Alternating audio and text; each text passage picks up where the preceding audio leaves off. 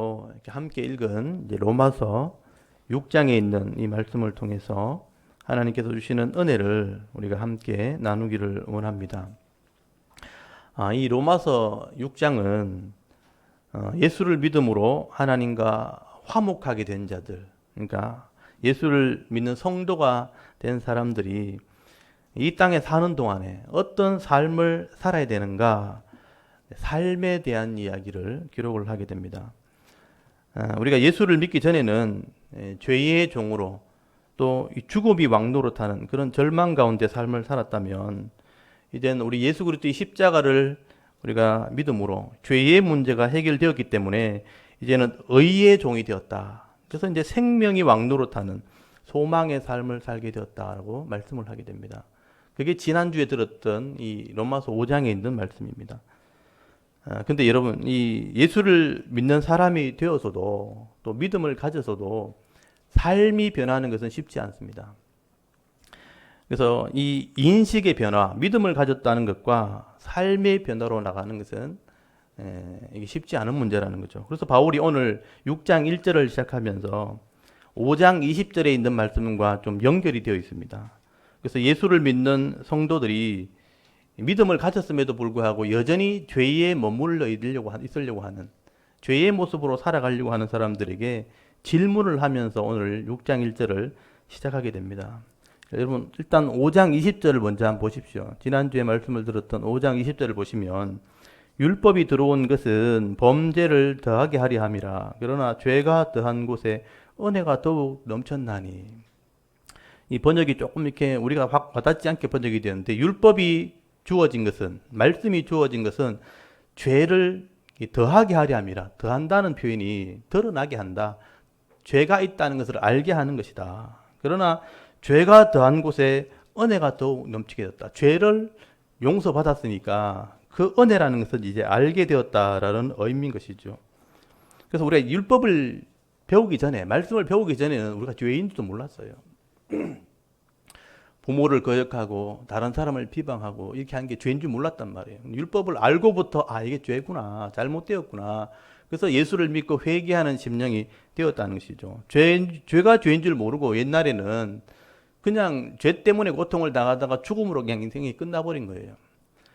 근데 율법을 알고부터는 내가 죄를 지었구나, 그런 인식을 가지게 된 것이죠. 근데 이렇게 자기가 죄인직을 깨닫고 예수를 믿고 또 십자가를 믿고 회개한 심령들이 은혜를 받아놓고도 죄가 드러나게 되었음에도 불구하고 그런 변화된 삶을 잘 살지 못하는 사람이 있다는 것이죠.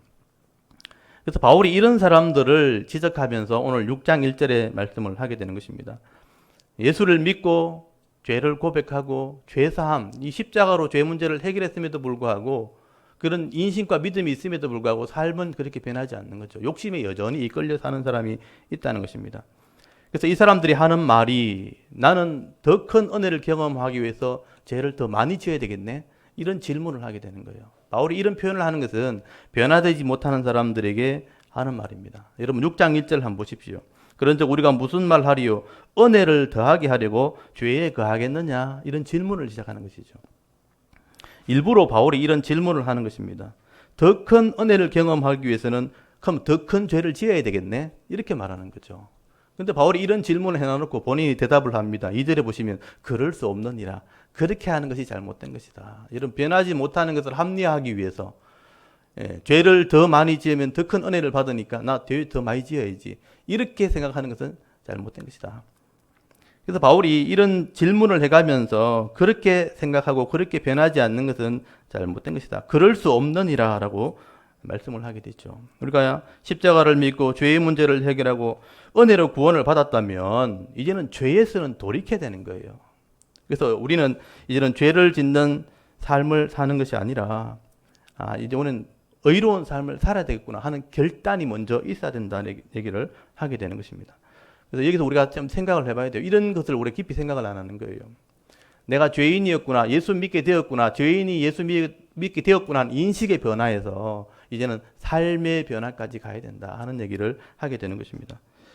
그래서 여러분, 구원이라는 것은 하나님께서 계획하신 것이에요. 하나님께서 죄인을 구원하시려고 이미 계획하셨고 예언하셨고 예수님이 십자가에 죽게 하심으로 객관적으로 죄 문제를 해결하신 거죠. 이거는 역사적인 사실이고 이것은 객관적인 사실인 거죠. 근데 이런 객관적인 사실이 법적으로 내가 죄 문제가 해결되었다는 사실을 내가 받아들이는 것, 그거는 내 개인적인 문제가 되죠. 믿음의 문제가 되는 것입니다. 이 믿음으로, 이것을 믿음으로 받아들였다면 내가 이 믿음의 삶을 변화되는 삶까지 가야 되는 거죠. 그래서 그걸 전체를 믿음이라고 얘기하는 것입니다. 인생의 변화만 가지고 우리가 믿음이라고 말할 수 없어요. 예수님께서 우리 죄 문제를 해결하셨구나 하는 객관적인 사실을 내가 받아들였다면 그건 인식의 변화죠. 아, 내가 예수 믿었구나. 이제는 하나님의 백성 되었구나. 인식의 변화에서 삶의 변화로 나가는 것. 그리고 그 삶의 변화가 끝까지 가는 것. 그것이 제가 지난번에 말씀드렸던 것처럼 에무나라는 표현이에요. 인식의 변화와 삶의 변화가 끝까지 가야 그것을 전체를 에무나라 그런다. 믿음이라고 표현하는 것이죠. 그래서 바울은 이렇게 믿음을 가지고 내가 다시는 이제 죄를 짓는 사람으로 살지 말아야지 하고 결단하게 되는 것을 강조해야 된다. 그래서 강조한다는 표현이 여기 독특한 표현이 나오는 게 3절부터 나오는 게요. 내가 죄의 모습으로는 살아서는 안 된다는 것을 강조하기 위해서 강조하는 표현이 2절부터 나오는 거죠. 죽었다는 표현, 죽었다. 죄에 대해서는 죽었다. 그래서 죄를 짓는 삶을 살면 안 된다는 표현을 좀 강조한 것입니다. 그래서 내가 죄에는 죽었다. 그런 표현을 쓰게 되는 것이죠. 그리고 내가 죄의 모습으로 살지 않고 새로운 삶을 살아야 된다는 것을 설명하기 위해서 세례를 가지고 설명을 하게 되는 것입니다. 그래서 세례라는 것이 여러분 예수를 믿게 되어지면 세례를 다 받게 되어 있죠. 그래서 물속에 들어갔다 나오는 것은 옛날 죄의 모습은 죽었고 새로운 생명으로 거듭났다 하는 것을 삶으로 이렇게 체험하게 하는 게 세례입니다. 그래서 옛사람은 죽었고 새롭게 살아났다는 것과 예수 그리스도의 십자가의 죽음과 예수님의 부활을 연합해서 지금 설명을 하게 되는 거죠. 그래서 이게 인식의 변화와 삶의 변화가 나타나려면 이런 것을 우리가 이해를 해야 된다는 것입니다. 그래서 이 바울이 2절부터 설명하는 걸 잘 보십시오. 2절에 보시면 내가 은혜를 더하려고 죄를 더 지어야 되겠느냐 이렇게 질문해 놓고 그럴 수 없느니라. 죄에 대하여 죽었다는 표현을 써요. 죽은 우리가 어찌 그 가운데 이 죄 가운데 더 살리요. 무릇 그리스도 예수와 합하여 세례를 받은 우리는 그의 죽으심과 합하여 세례를 받은 줄을 알지 못하느냐. 세례라는 표현을 가지고 설명을 하겠다는 겁니다. 여러분 3절 한번 보십시오. 그러므로 우리가 그의 죽으심, 십자가의 죽으심이죠. 그의 죽으심과 합하여 세례를 받음으로 그와 함께 장사되었나니 이는 아버지의 영광으로 말미암아 그리스도를 죽은 자 가운데서 살리심과 같이 우리도 또한 새 생명 가운데 행하게 하려 함이라. 예수님이 죽으실 때 우리가 세례받는 것과 합해서 연합해서 함께 죽은 것과 같다고 믿으라는 것이죠. 그리고 예수님이 부활하셨던 것처럼 이렇게 죽게 하신 것은 새 생명을 얻게 하려고 예수님이 부활하신 것이다. 바울은 이렇게 우리가 세례받은 것을 가지고 예수님이 십자가와 부활을 연결해서 지금 그 설명을 하게 되는 것이죠. 예수님께서 우리 죄를 우리에게 죽으실 때 우리가 함께 죽은 것이다. 세례받았다는 것이 그런 의미라는 거죠. 연합한다는 의미예요. 우리가 세례받았다는 것은 예수 그리스도와 연합한다는 의미인데 그와 죽으실 때 함께 죽은 것이고 예수님께서 부활하실 때 우리가 다시 거듭나게 되어진 것이다. 그래서 새 생명을 얻게 되었다. 그래서 여러분 6절 한번 보십시오. 설명을 하고 있죠. 우리가 알거니와, 이건 알아야 된다는 얘기예요. 알거니와라는 것은 우리가 반드시 알아야 되는 것인데 우리의 옛사람, 여기 죄의 모습이죠. 옛사람, 죄의 모습이 예수와 함께 십자가에 못 박힌 것은 죄의 몸이 죽었다. 죽어서 다시는 우리가 죄에게 종로로 타지 아니하게 하려 함이니 이는 죽은 자가 죄에서 벗어나 의롭다 하심을 얻었음이라 라고 설명을 하게 되죠. 우리가 예수를 믿고 세례 받았을 때 내 옛 모습, 죄의 모습은 함께 죽었다라는 것을 인식해야 된다, 믿어야 된다라고 말씀을 하게 되는 것입니다. 그래서 이제는 죄에게 종로로 타는 그런 인생이 아니라 이제는 의롭게 변화된 모습으로 살아가기로 결단해야 된다, 믿음을 가져야 된다라고 말씀을 하는 것입니다. 그래서 여러분 10절, 11절 말씀, 오늘 6장에서 제일 중요한 게 10절, 11절 말씀이에요. 이건 여러분의 믿음의 인식이 돼야 되고 여러분의 확신이 되어야 됩니다. 여러분 10절 한번 보십시오. 10절에 보시면 그가 죽으심은 죄에 대하여 단번에 죽으심이요 그가 살아계심은 하나님께 대하여 살아계심이니 이와 같이 너희도 그랬잖아요. 여러분이 이런 믿음을 가져야 한다는 거죠. 너희도 너희 자신을 죄에 대하여 죽은 자요 그리스도 예수 안에서 하나님에 대하여는 살아있는 자로 여길지어다. 여기 제일 중요한 표현이 여긴다는 표현이에요. 여긴다는 표현. 객관적으로 이루어 놓은 하나님의 구원을 내가 이해하고 받아들일 때 이런 여김이 돼야 된다. 보십시오. 예수님이 죽으신 것은 죄에 대하여 죽으신 것이고 예수님이 살아계시는 것은 하나님에 대해서 말씀대로 살려고 살아난 것이다. 이와 같이 너희도 그랬으니까 너희도에 여러분 이름을 적어놔야 돼요. 나도 너희 자신의 죄에 대하여 죽은 자로 여겨야 되고 그리스도 예수 안에서 하나님께 대하여는 살아있는 자로 여겨야 된다는 표현이에요. 여긴다는 표현이 굉장히 참 중요한 표현이에요. 여긴다는 말 자체가 생각의 전환이라는 뜻이에요.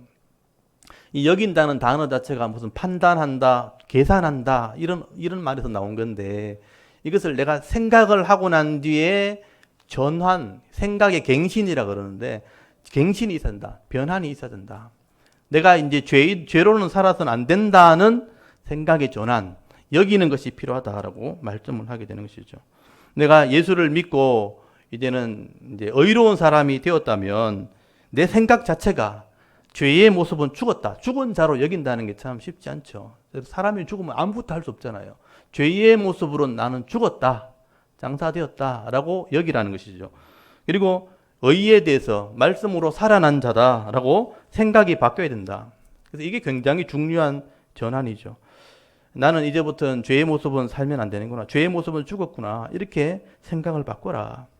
그래서 여러분 예전에는 내가 이렇게 마음에 속에 이제 미움도 있고 분노도 있고 또 이렇게 화를 내기도 하고 이렇게 악을 행하면서 살았다면 이제 그런 생각에서 내가 죽어져야 된다라고 말씀을 하게 되는 것입니다.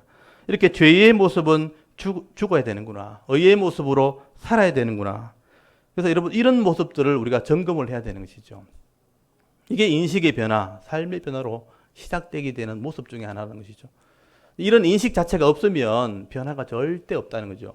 그래서 우리 죄의 모습이 죽어져야 되는구나. 여러분 이 로마서 1장 29절에 보시면 우리의 죄의 모습, 옛날에 우리가 예수 믿기 전에 죄의 모습은 이런 모습이었다고 쭉 나열한 게 있잖아요.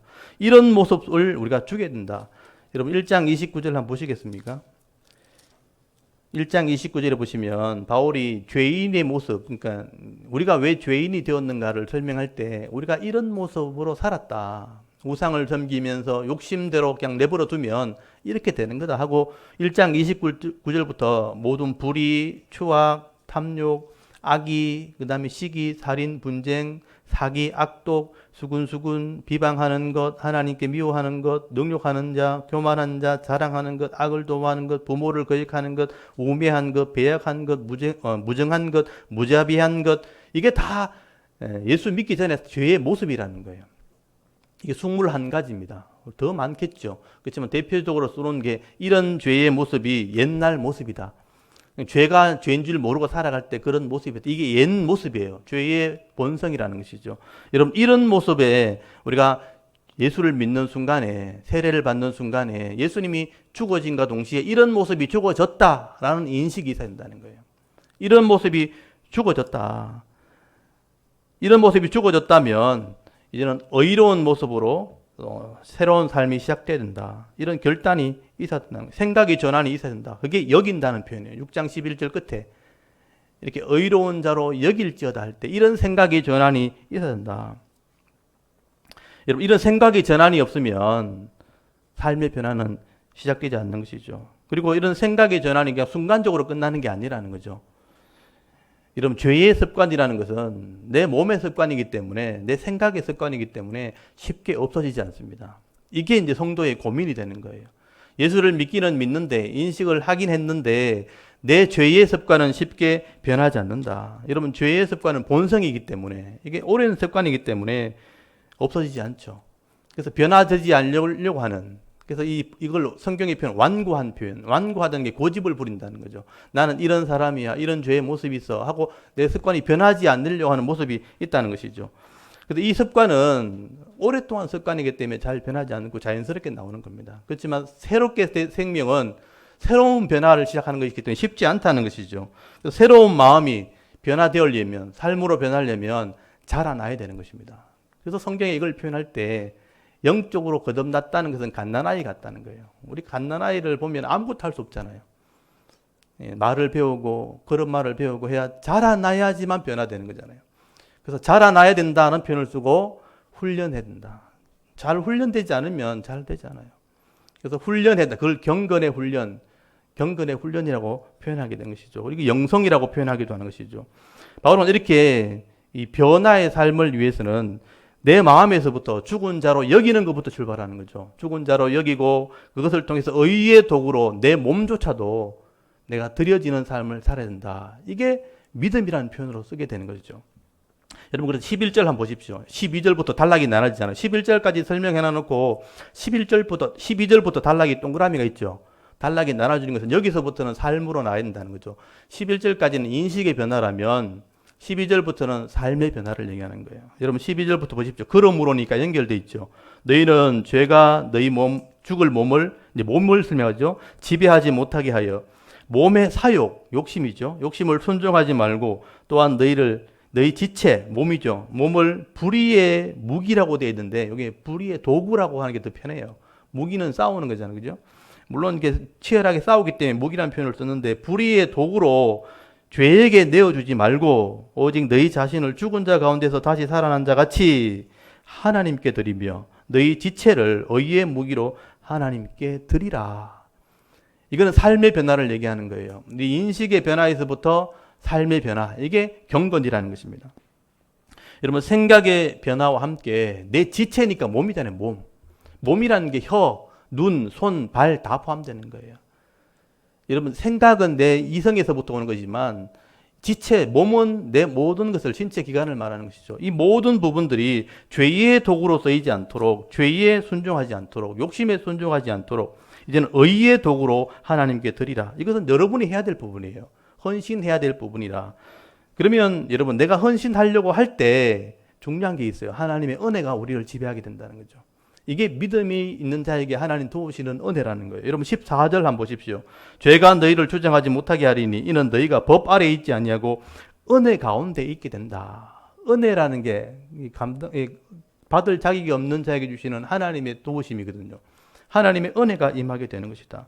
내 마음으로 믿음으로 결단하게 되어지고 내 입과 손과 발이 하나님께 의의 도구로 쓰임 받기 위해서 하나님께 맡기게 되어지면, 믿음으로 의지하게 되어지면 은혜가 우리를 주장하게 될 것이다.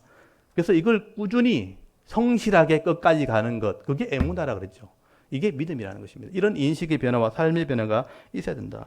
그리고 이게 우리 기도 제목이 돼야 되는 거죠. 그래서 이게 기도 제목이 돼야 되는 겁니다. 왜냐하면 나는 늘 연약함과 부족함이 있기 때문에 그 나라와 그 의를 위한 기도가 바로 이거예요. 나는 부족하지만 옛 습관을 가지고 있기 때문에 인식의 변화, 그리고 삶을 하나님께 의의 도구로 드릴 때에 은혜가 나를 지배하게 하옵소서.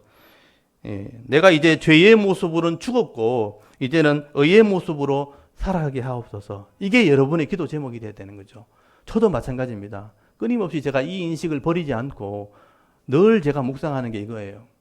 이제 죄의 모습은 죽어졌고 의의 모습으로 살게 하옵소서. 이게 우리 기도 제목입니다. 이런 기도를 할 때 하나님께서 은혜로 우리를 인도해 가시겠다. 욕심을 내려놓는 것을 여러분 힘을 뺀다고 보래요. 힘을 빼면 하나님의 은혜가 나를 이끌어가는 거죠. 저는 이제 물에 이렇게 빠져서 한번 죽으려고 한 적이 있었기 때문에, 내가 죽으려고 하는 게 아니고 이제 물에 빠져서 못 나온 적이 있었거든요. 제가 지난번에 한 얘기했죠. 폭포에서 이렇게 놀다가 이렇게 다이빙하면 나올 줄 알았는데 물이 너무 세가지고, 물살이 너무 세가지고 빠져나오지 못한 거예요. 그래서 제 힘으로는 못 나오게 된 거예요. 그러니까 발이 돌에 닿았는데 그 이끼가 있어 미끄러워서 발이 미끄러져서 도저히 힘이 안 되는 거예요. 그래서 스스로 포기했는데 제 친구 중에 하나가 이제 조정을 하는 친구 있어요. 조정. 그러니까 부산에 있는 해운대 그 고등학교에 조정을 했는데 수영을 굉장히 잘한단 말이에요. 그 친구가 와서 내 머리를 딱 잡고 끄집어낸 거예요. 근데 제가 힘을 주고 있었다면, 버티고 있었다면 못 났겠죠. 저는 이제 죽었구나 하고 힘을 뺀 거예요. 힘을 빼니까 끌려 나온 거예요. 그래서 살게 된 거예요. 제가 여러 번 죽을 고비를 넘겼는데 그때마다 느낀 것처럼 내 힘으로 안 될 때는 내가 맡기는 겁니다. 그러면 끌려 나오는 겁니다. 내 욕심을 내려놓는 게 그만큼 쉽지 않다는 얘기예요. 욕심을 내려놓고 힘을 빼면 은혜가 나를 끌고 가면 돼요. 그러면 내가 감당하지 못할 일도 하게 되는 거죠. 그게 하나님의 은혜라는 것이죠. 수영할 때 여러분 수영하시는 분들은 다 느낄 거예요. 내가 힘을 주고 있으면 가라앉는 거예요. 물이 나를 삼키니까. 내가 힘을 빼면 몸이 뜨게 돼 있어요. 그래서 물 위에서 살게 되는 것이죠. 똑같은 것입니다. 내가 내 욕심을 내려놓으면, 힘을 빼고 있으면 은혜가 나를 지배하는 것이다. 여러분, 결국은 하나님의 은혜가 나를 지배하게 되어질 때에 내가 감당하지 못한 일도 감당하게 되어지고 삶의 변화를 내가 경험하게 되어지는 것이다 하는 것을 우리 성경이 말씀을 하게 되는 것이죠. 그래서 여러분, 이런 믿음이 있을 때, 은혜가 나를 지배할 때 여러분, 세상 사람들이 하지 못하는 일도 하게 되는 거예요. 그래서 그것을 감사로 표현하게 되는 거예요. 세상 사람들은 감사가 잘 안 돼요. 도움을 주면 감사하겠죠. 그렇지만 하나님의 은혜가 있을 때, 내 힘으로 한 게 아닐 때 감사를 하게 되는 거예요. 하나님 은혜를 아는 사람이 진정한 감사를 하게 되는 것입니다. 그래서 여러분, 거기 삶의 변화가 나타날 때 감사가 되어진다. 여러분 15절부터 보시면 이렇게 하나님의 은혜가 나를 지배하게 될 때 감사가 나온다는 얘기를 하게 되는 겁니다. 이 부분을 잘 보시기 바랍니다. 15절에 보시면 그런즉 어찌하리요? 우리가 법 아래에 있지 아니하고 은혜 아래에 있으니, 여기 은혜란 단어가 나오죠. 은혜 아래에 있으니 죄를 지으리요? 그럴 수 없다는 거죠. 은혜가 있으면 죄를 지을 수 없습니다. 너희 자신을 종으로 내주어 누구에게 순종하든지 그 순종하는 자의 종이 되는 줄 너희가 알지 못하느냐. 이건 원리죠. 혹은 죄의 종으로 사망에 이르고 혹은 의의 종으로 의에 이르느니라. 그래서 하나님께 감사하라. 내가 죄의 종이 아니고 힘을 빼고 있으면 의의 종으로 끌려간다는 거예요. 그래서 감사하라라는 말을, 하나님께 감사하리로다. 너희가 본래 죄의 종이더니 너희에게 전하여 준 바 교훈의 본, 이 바로 하나님 말씀이에요. 교훈의 본 하나님 말씀을 마음으로 순종하여 죄로부터 해방되어 의에게 종이 되었느니라. 이 말씀만 잘 정리하시면 이게 이해가 돼요. 죄의 종은 결국 욕심에 이끌려 사망에 이르는 게 불신자의 삶입니다. 근데 죄가 십자가로 해결되어지고 의로운 종이 되었다. 그럼 의의 종이 되는 거예요. 이 의라는 게 옳다는 의미인데 이게 말씀을 상징하거든요. 그래서 의의 종, 말씀의 종, 말씀은 하나님과 동일하죠. 그래서 하나님의 종, 다 똑같은 말이에요. 의의 종, 말씀의 종, 하나님이 종이 되어서 결국은 어디 가느냐? 영생을 가게 되는, 영생을 얻게 되어지는 것이다 라고 바울이 설명을 하게 되는 것이죠. 여러분, 이렇게 예수를 믿는 사람들은 죄의 문제가 해결됐다는 인식과 함께 새로운 마음의 변화와 함께 내 몸 자체가 헌신되어지 힘을 빼는 거죠. 욕심에 이끌려가는 것이 아니라 의의 종으로 끌려가면 은혜가 나를 지배하게 되는 겁니다. 그래서 이제는 의의 종으로 구원에 이르는, 영생에 이르는 삶을 살게 되어지는 것이다 라고 말씀을 하게 되는 것이죠. 그래서 여러분, 이 교훈의 본을 따라가는 삶, 거기 17절 중간에 보면 나오죠. 교훈의 본을 마음으로 순종할 때, 이 교훈의 본이 말씀이죠. 말씀을 순종하게 되어질 때에 이제는 의의 종이 되고 말씀의 종이 되어지고 하나님이 종이 되어서 살아가는 자가 되는 거다. 이게 여러분의 삶이 되어야 되는 거죠. 이걸 신학적으로 말하면 성화된다라고 표현해요. 점점 성화되는. 이게 한순간에 일어나는 게 아닙니다. 여러분, 인생 속에서 이 성화의 과정은, 인식의 변화와 삶의 변화는 정말 천천히 점진적으로 진행되는 겁니다. 그래서 잘 표시가 나지 않는 거죠. 천천히 변화되어지기 때문에 인내가 필요한 거예요. 그런데 시간이 지나야 이게 드러나기 때문에 순간적으로는 잘 구분이 안 가요. 이게 진짜 변하는 건지 안 변하는 건지. 근데 시간이 지나고 나면 점점 변화되어지는 것을 느끼게 되는 것이죠. 그래서 이렇게 변화되어질 때 이런 우리 믿음이 증거가 되는 거죠. 우리 믿음이라는 것은 이렇게 점점 변화되어지는 성화를 통해서 증가할 수 있는 겁니다. 점점 변화되어지는 것. 이게 우리의 믿음이 돼야 된다. 그래서 이런 바울이 마지막으로 정리를 하게 되는데, 여러분 19절부터 22절까지가 이 오늘 설명에 대한 정리가 나와요. 여러분 19절 한번 잘 보십시오.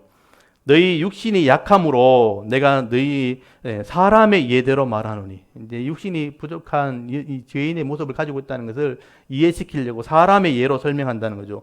전에 너희가 너희 지체, 몸이죠, 부정과 불법에 내어주고 불법에 이런 것 같이 이제 너희 지체를 의에게 종으로 내어주고 거룩함에 이르라. 너희가 죄의 종이 되었을 때 의에 대하여 자유로웠다. 죄의 종으로 살 때는 의에 대해 자유로웠다는 게 뭐냐면 관계없는 사람이었다. 죄를 짓고 살 때는 의가 뭔지 몰랐다는 거죠. 너희가 그때 무슨 열매를 얻었느냐? 이제는 너희가 그 일을 부끄러워하느니 죄를 지고 살 때는요 고통의 열매를 맺게 되는 거예요. 그리고 사망으로 열매를 맺는 그게 부끄러운 거죠. 부끄러워하나니 이는 그 마지막이 사망임이라. 그러나 이제는 예수 믿고 난 뒤에는 너희가 죄로부터 해방되고 하나님께 종이 되어 거룩함에 이르는 열매를 맺었으니 그 마지막이 영생이라는 거예요. 여기는 하나님의 종이라는 표현 나오죠. 아까 19절에는 의의 종이라는 표현 나오죠. 아까 제가 말씀드렸죠. 의라는 것이 말씀을 의미하기 때문에 의의 종, 말씀의 종, 하나님의 종은 같은 의미예요. 그래서 하나님의 종으로 이제는 말씀의 종으로 끌려가면 마지막이 영생이 되는 거다. 변하지 않고 간다면 이게 믿음이라는 표현이죠. 예전에는 우리가 죄를 지을 때 여러분 의가 뭔지 모르니까 말씀이 주어지지 않으니까 그냥 기분대로 살아가는 거예요, 그냥. 그래서 기분 나쁘면 욕도 하고 화를 내고 분도 내고 이렇게 한다. 남의 마음을 생각도 안 하는 거예요.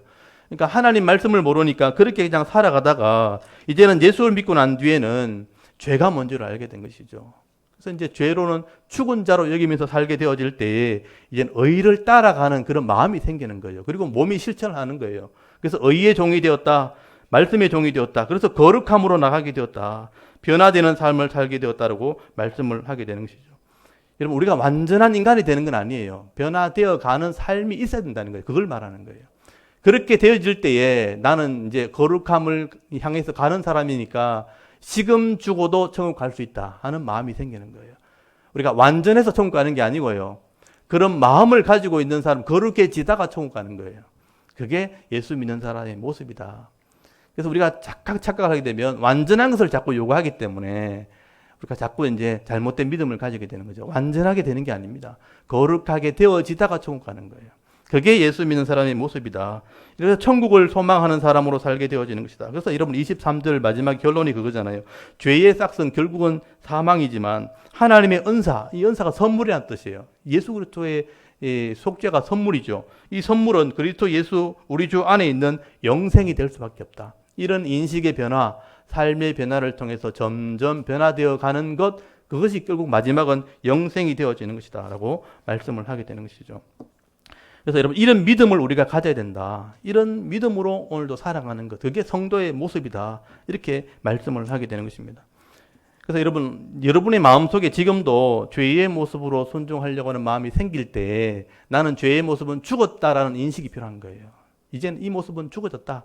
그리고 의로운 모습으로 살아가야 된다는 결단을 하게 되어질 때 이 믿음, 이 말씀에 순종하게 되어질 때에 우리가 은혜의 삶을 살게 되어지고 축복의 삶을 또 살게 되어지는 것입니다. 그래서 오늘 저와 여러분이 한번 돌아보실 수 있길 바랍니다.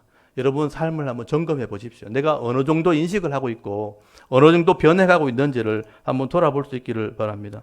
그러니까 예수를 믿고 우리가 순종하고 결단하게 되어진다면 점점 변화되는 것이죠. 근데 나는 뭐 원래 이래 그러면서 나는 안 돼. 이런 옛 습관을 자꾸 고집하게 되어지면 거기서부터 변하지 않는 겁니다. 그게 죄의 습관. 그게 죄로 계속 끌고 가는 거예요. 결국은 나중에 사망으로 이룰 수 있다는 것이죠. 이런 인식의 변화, 삶의 변화가 우리 가운데 반드시 있어야 된다. 여러분, 하나님은 된다 그러고 말씀은 된다고 기록되어 있는데 내가 안 된다고 생각하고 있으면 그게 불순종이에요. 그게 불신앙이죠, 불신앙. 불신앙의 불순종이 되어지는 것이죠. 그래서 분명히 구약에서부터 말씀하죠. 여러분, 레위기 율법 기억나시죠? 하나님이 이스라엘 백성의 첫 하나님 법 레위기를 주실 때 내가 거룩하니 너희도 어떻게 해요? 거룩하게 된다 그러잖아요. 내가 거룩하니 너희도 거룩할지니라. 이걸 예수님이 그대로 설명할 때 내 아버지가 온전한 것처럼 너희도 온전한 자가 되어야 된다. 그건 유대인들에게 한 말이고 또 이방인들에게는 내 아버지의 자비하신 같이 너희도 자비한 자가 되라. 누가복음에 기록된 말씀이죠. 사도 바울이 그 말을 똑같이 받아서 하나님을 본받는 자가 되라. 그리고 예수 그리스도의 장성한 분량까지 자라나라. 우리가 어떻게 예수님처럼 됩니까? 된다고 기록되어 있잖아요. 된다고 되어 있는데 우리가 안 된다고 생각하면 그게 불신앙이라니까요. 분명히 된다고 되어 있어요. 그러면 말씀대로 하면 되는 거죠. 그래서 그 순종을 하다가 천국 가는 거예요. 내가 완전하게 되어서 천국 가는 게 아니고 그 인식을 가지고 있는 것 자체가 믿음이라고요. 근데 이 불신자는 그런 믿음이 없다는 거죠. 나는 그냥 이대로 죽을란다 이렇게 하는 거죠. 그게 불신앙이고 그게 이제 불순종이 되어지는 것이죠. 그래서 오늘 11절, 6장 11절 말씀이 제일 중요하다 그랬죠. 이와 같이 너희도, 여러분도 너희 자신을 죄에 대하여 죽은 자요 그리스도 예수 안에서 하나님께 대하여는 살아있는 자로 여겨라는 거죠. 여겨라. 이런 생각의 전환이 있어야 된다. 여기서부터 우리 믿음이 출발하게 되는 것이다. 그래서 이 말씀에 순종하게 되어질 때에 내가 이 말씀에 헌신하면 의의 도구로 내가 살겠다고 결단하게 되어지면 은혜가 나를 인도한다는 거예요. 은혜가 나를 인도하니까 나도 못하는 일이 되어지는 거예요. 제가 그걸 경험하고 나서 이게 하나님 은혜구나. 생각이 자꾸 바뀌니까 여러분 성품도 바뀌어요. 말도 바뀌어요. 얼굴 표정이 바뀌어요. 그래서 그게 증거가 되는 거예요. 그걸 여러분 경험하셔야 돼요. 그걸 누리는 것이 기쁨이 되어야 된다는 것이죠. 이걸 거룩한 변화, 성화라 그러는데 여러분 이 기쁨이 진짜 큰 기쁨이라는 것이죠. 예전에 우리 술을 먹는 사람들, 담배를 피우는 사람들 잘 못 끊잖아요. 술을 먹을 때 즐거움이 있고 또 담배를 피울 때 즐거움이 있잖아요. 근데 이제 그것이 고통이 되어지는 걸 경험하게 되어질 때에 끊으려 결단할 때 끊게 되어져서 오는 기쁨이 있거든요. 끊으면서 오는 즐거움을 더 크게 느끼면 그걸 끊을 수 있어요. 근데 이제 피울 때, 마실 때 즐거움을 더 크게 느끼면 못 끊는 거예요. 술을 끊었을 때, 담배를 끊었을 때 오는 그 건강과 기쁨이 더 큰데 그 기쁨을 느끼기 시작하면 이제 끊을 수 있는 거죠. 왜냐하면 그 기쁨이 더 크니까. 이제 죄를 끊을 수 있는 내가 죽었다 하는 인식, 그런 믿음이 새롭게 되어졌을 때, 의를 행할 때 변화되어지는 기쁨을 더 크게 느끼면 이게 더 좋은 거구나 할 때 더 크게 변화되어지는 것이죠. 그래서 점점 변화되어지는 것이죠. 여러분 성화라는 것은 하루아침에 되는 게 아닙니다. 빨리 되는 게 아니기 때문에 인내해야 되고요. 인내가 소망을 이루게 되는 것입니다. 바울은 이것을 이해했기 때문에 오늘 이것을 설명하게 되어지는 것이죠. 그래서 여러분 내가 조금씩 변화되고 있다는 걸 여러분 기억하셔야 됩니다. 그래서 저는 목회자이기 때문에 여러분을 이렇게 살필 때 조금씩 변해가는 걸 보면서 기쁨을 누리는 거, 저도 기뻐하는 것이죠. 조금씩 변해가는구나. 이런 변해가는 것은 여러분 자신으로서 변해가는 것이, 그게 결국 남에게 영향을 미치게 되는 거죠. 그게 신앙이라는 것입니다. 그래서 저는 목회자로서 말씀을 저는 객관적으로 전할 뿐이에요. 좀 받아들이고 변하는 것은 여러분이 해야 될 일인데 변해가는 게 느껴지고 보여지면 그게 기쁨이라는 거예요. 목회자의 기쁨, 성도가 순종할 때 변하는 것입니다. 그래서 나중에 요한 1서까지 가보면요. 여러분 요한이라는 사람이 별명이 우레의 아들이잖아요. 천둥같이 소리치는 사람이고 사람이 잘못한 걸 보면 못 참는 사람인데 나중에 사랑의 사도로 바뀌어요. 자기가 바뀌니까 남들이 그렇게 되는 거 보면 기쁜 거예요. 그래서 그 표현을 써놨어요. 요한 3서에 보면 그 목회자의 기쁨을 써놨습니다. 여러분 요한 3서를 한번 찾아보십시오. 요한 3서 1장 2절에서 4절까지. 이 베드로나 요한이 비슷한 성격을 가진 사람인데 이 사람들이 나중에 변하거든요. 그래서 성경을 썼거든요. 이 사람들이요. 다른 제자들은 성경을 거의 못 썼죠. 마태 외에는 성경을 못 썼지만 베드로와 요한은 성경을 썼습니다. 여러분 요한 3서 1장 2절에서 4절까지 많이 들어보셨던 말씀도 있을 거예요. 2절부터 4절까지를 한번 읽어볼까요? 2절부터 4절까지 읽습니다. 시작. 사랑하는 자여 내 영혼이 잘됨 같이 네가 병사에 잘되고 강건하기를 내가 간구하노라. 형제들이 와서 네게 있는 진리를 증언하되 네가 진리 안에서 행한다 하니 내가 심히 기뻐하노라. 내가 내 자녀들이 진리 안에서 행한다 함을 듣는 것보다 더 기쁜 일이 없도다. 아멘. 여기 보면 사랑하는 자여 네 영혼이 일단 잘 되는 것은 변하죠. 잘된 같이 네 범사가 잘 되게 돼 있고 그것이 강건하게 자라게 된다는 거예요. 이게 원래 이제 조영규 목사님의 복음의 3단 법칙 이런 거잖아요. 영혼이 잘 되면 당연히 삶도 잘 되는 거다. 그리고 3절 보시면 2절 보시면 3절이죠. 형제들이 이렇게 얘기를 들어보면 증언을 들어보면 네가 진리 안에서 행한다 하는 걸 보니까 내가 심히 기쁘다. 그리고 내 자녀들이 진리 안에서 행한다 함을 듣는 것보다 더 기쁜 일은 없다. 이게 목회자의 기쁨을 지금 얘기하는 거예요. 저는 객관적으로 진리를 전했고 말씀을 전하는 거지만 여러분 성도들이 이것을 믿음으로 받아들이고 행할 때 이 말씀이 헌신되어지면 점점 변하거든요. 근데 그게 빨리 변하지 않지만 조금씩 변한단 말이에요. 시간이 지나고 나면 자기도 놀랄 만큼 변해 있는 거예요. 그게 신앙생활이라, 그게 성화라. 그래서 우리가 완전하게 다 변해서 가는 게 아니고 이렇게 변화되어지다가 천국 가는 거예요. 그게 우리의 모습이다 하는 것을 여러분 오늘 성경이 말씀을 하게 되는 것이죠. 적어도 우리가 이런 믿음을 가지게 될 때 확신은 생겨요. 지금 죽어도 나 천국 가겠구나. 그게 우리의 믿음이죠. 이렇게 변화되어지다가 지금 죽어도 천국 가겠구나. 이런 믿음 가지고 남은 생애를 살아가는 것이죠. 그래서 여러분 함께 이 즐거움을 누렸으면 좋겠어요. 변화되어지는 즐거움을 누릴 때에 죄의 모습은 점점 사라지게 될 것입니다. 그래서 오랜 시간이 지나고 나면 저 사람 어떻게 저래 살까? 어떻게 이런 세상에서 또 이런 환경에서 이런 상황에서 저런 가정에서 이런 생각을 하고 저런 삶을 살아갈까? 이게 믿음으로 드러나게 되는 것이죠. 바울은 그 삶을 살아가야 될 것을 말씀하게 되는 것이죠.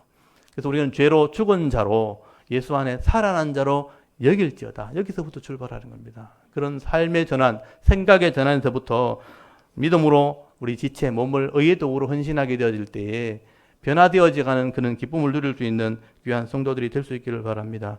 그래서 오늘 이 로마서 6장을 잘 묵상하시고 내가 이젠 죄의 종이 아니라 의의 종이 되었다. 믿음으로 받아들이고 결단도 하시고 이제 거룩하게 이르는 이제 의의 열매를 맺으며 이러면 멈추지 않고 끝까지 달려갈 수 있는 에무나, 끝까지 충성스럽게 이 믿음을 가지고 달려갈 수 있는 믿음 있는 주의 백성들 다 될 수 있기를 주의 이름으로 축원합니다. 아멘. 잠깐 기도드리겠습니다.